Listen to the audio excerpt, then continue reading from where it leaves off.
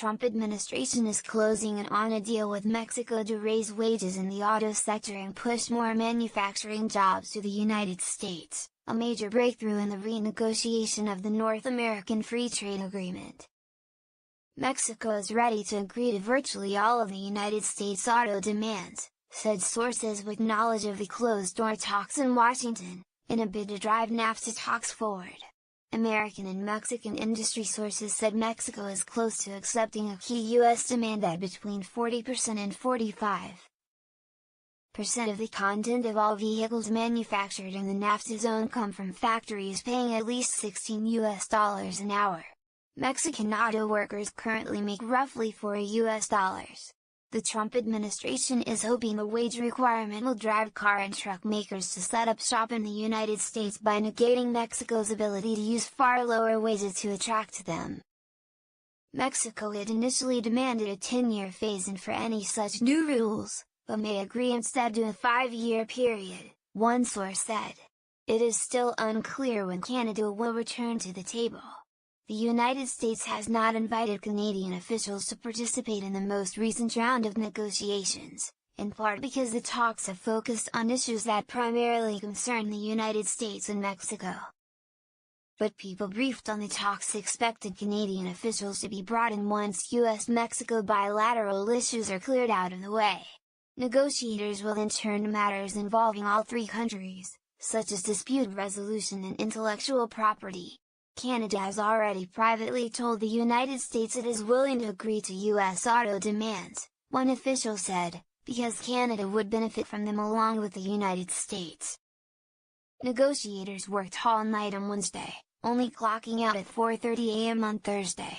Mexican Economy Secretary Ildefonso Guajardo Villarreal, Foreign Affairs Secretary Luis Videgaray-Caso, and Jesus Seed Curry, an advisor to Mexican President-elect Andrés Manuel López Obrador, met for 2 hours later in the morning with U.S. Trade Representative Robert Lighthizer.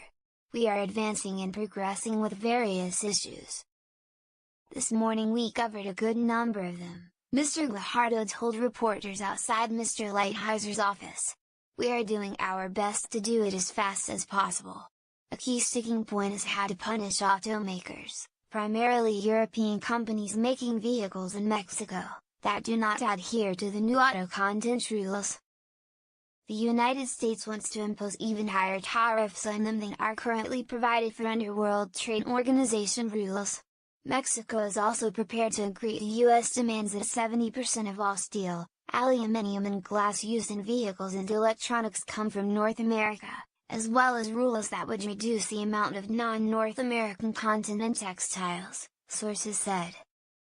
In exchange, the Trump administration would lift steel and aluminum tariffs on Mexico and promised not to impose threatened 25% tariffs on Mexican autos.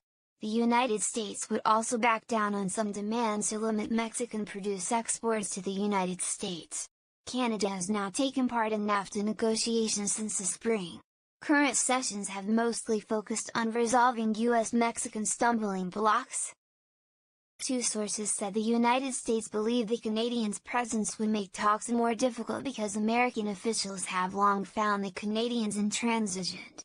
One Canadian official played down any suggestion of tensions. Canada simply isn't involved at the moment, they said, because there is currently more distance between the United States and Mexico on several key files. Daniel Lujxo, an Ohio-based trade lawyer who has been closely following the talks, said the United States' exclusion of Canada was a practical matter to avoid distractions while sorting out its differences with Mexico.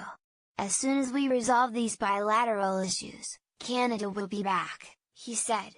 NAFTA talks have dragged on nearly a year, but have achieved a palpable momentum in the past few days. I do see the possibility of having an agreement done before the end of the month, said Luz Maria de la Mora, a Mexico City-based consultant and former trade negotiator. The issues left on the table are ones that have to be done at the political level.